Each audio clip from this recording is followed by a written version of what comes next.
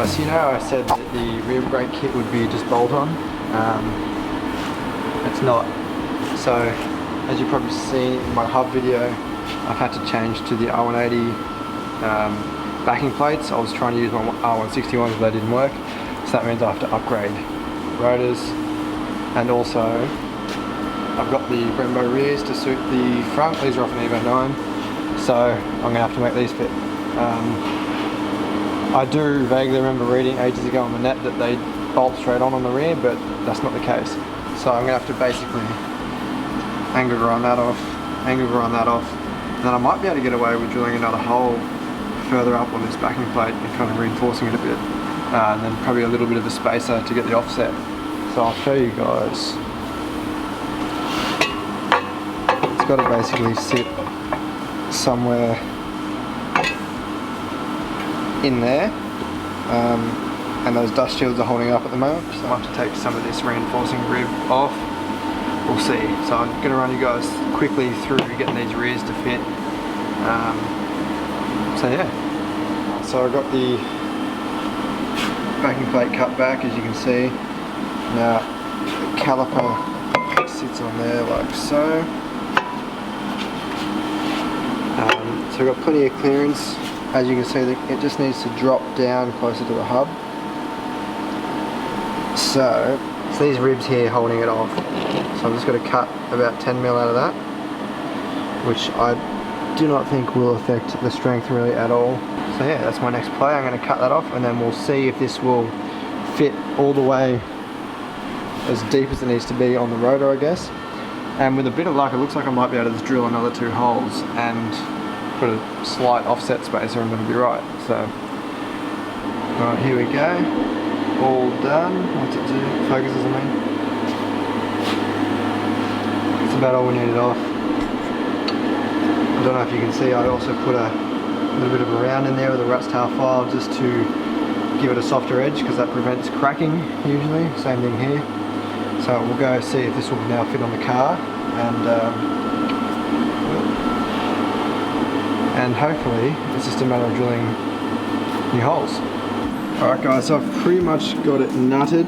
I'll give you guys hopefully a shot down there. So it works out perfect. I can just drill another set of wider holes in the hub, which is actually a pretty straightforward method. Then I just need to make up like a 6 or 7mm spacer piece, as you can see around there.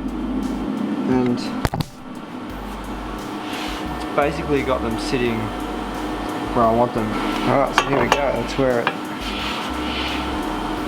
basically sits. So you can see these ears here, the mounting tabs, they are hitting on the inner part of this backing plate, I guess.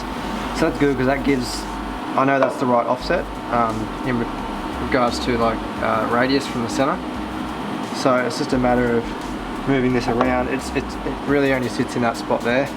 So I can pretty much go through and carefully center pop those holes and drill through, and then I'll just need to machine a spacer, as I said before, to center the caliper, and then that's it. So, you know, for the price of, you know, $250 in the rotors, $85 for pads, and these are virtually free, it's a pretty good budget pickup grade.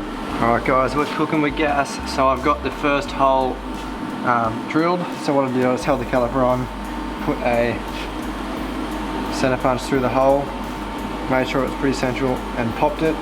And then I inspected through the hole to make sure it was dead center, and I went and drilled that out to 10mm. So I've got that on. Now I've done the same thing. I've center popped this, and I've done a pilot hole through this. So it's now just a matter of using step drill, going through, taking it out to 10mm. And then what I've got is these little alley go-kart brackets, spacers. So they'll end up working perfect. This side will go against the hub, because it'll clear this bit of a curved bit where it comes out, so it'll sit in there. And then I'll machine that part down to the right thickness, then we'll have this wide part against the caliper, which is basically the exact diameter of that. so that'll work out well. So I've got one done. Hopefully you can see in there. I ended up only needing to use one of these. These are 5mm thick, so that worked out perfectly. Had to obviously shape it a little bit to fit the contour of that curve in there. But now that it's mounted up, that is freaking solid. That's not going, yeah, it's got like no flex at all. That is going nowhere. So what I'm probably going to do is actually, I'm thinking about JB welding the little spacer to bring it back out to flat onto there. So I'll have a think about that. I'm just worried about it going on the bolt threads, but it might be worth doing overnight just to make sure that they stay there whenever I take the bolts out. So we'll see. Alright guys, so the next and final trick is, where'd they go? Here we go. So I'm going to JB weld these on just to see all the contours, just to make sure it's got a real positive seal. For those of you who don't know, this stuff, or this stuff here, dries like steel as long as the surface is prepared well. So you can see that's all sanded back and scored, crosshatched for bonding. And I've wire brushed all up here and then just wax and grease removed it. So I'm just going to put some of that on there, and then I've also covered the bolt in grease so that if any pushes through onto the thread, it's not going to seize the bolt in there. And then obviously I wrapped up the remaining surface on the caliper, so if any squeezes out, it won't stick to that either. So I'm going to clamp these on. I've already done the other side. Clamp these on, leave them overnight, come back tomorrow, pull it off, sand up anything that's overflowed, then I'll spray it, and I'll also touch up the edges of this so they don't rust, and then we'll spray all that black. And it'll look like it's always meant to be there. And the other good thing is this stuff will basically take up any voids, so we will actually have a big contact patch through there, which is very handy. So I'm going to put the camera down and I'm going to fiddle around with this. Alright, all done. Hopefully you can see. So it's basically just filling in any voids and making a good positive new plate to mount it to.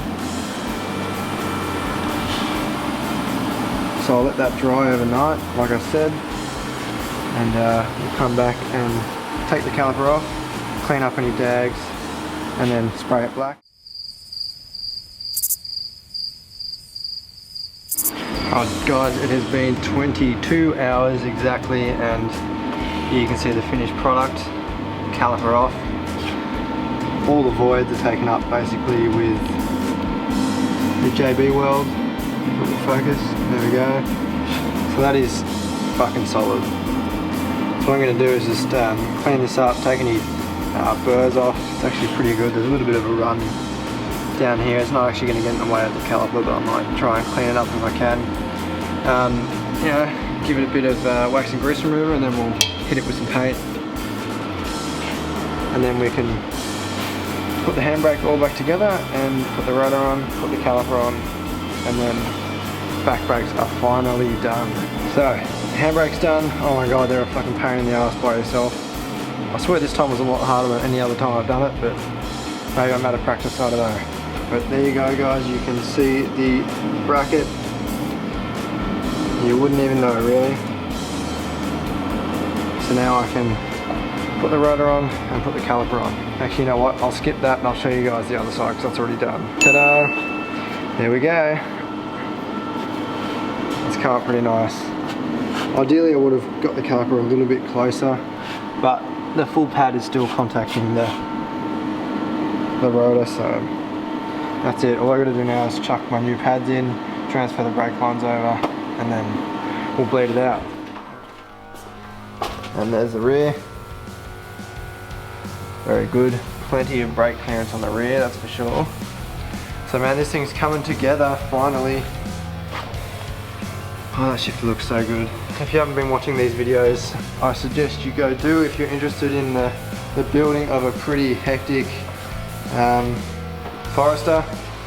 So yeah, just a few things left to Actually, I can probably pull a lot of them off now. Alright guys, so I hope you enjoyed this. I'm sure a lot of you are probably going to be like, oh fuck, why would you bother? The reason why I did this is because I got the brakes for next to nothing. And instead of going to the regular STI, 326mm rotor or whatever it is, I've gone Evo 10 350, which is as big as we can really get, and it's cheap and easy. So a big thanks to Ben at AB CNC who cut those brackets for me. He's also the one that does all my flanges and stuff for the exhaust, so if you're interested in one of my headers, you're getting some Aussie made CNC flanges and all that stuff. So yeah, I'm pretty happy with it. The next thing to do is get it running and obviously bed in the brakes, and hopefully all's well. Testing it on the car at the moment without the engine running, it all sounds good, no binding. I'm very happy with how it turned out. Hope you enjoyed. If you haven't already, check out my other videos. I'll leave a playlist at the end of this video so you can click on if you want. And for those of you who always watch, thank you very much. Your support is really helping the channel out and getting it out there for all you other guys, and keep it up. I appreciate it, guys.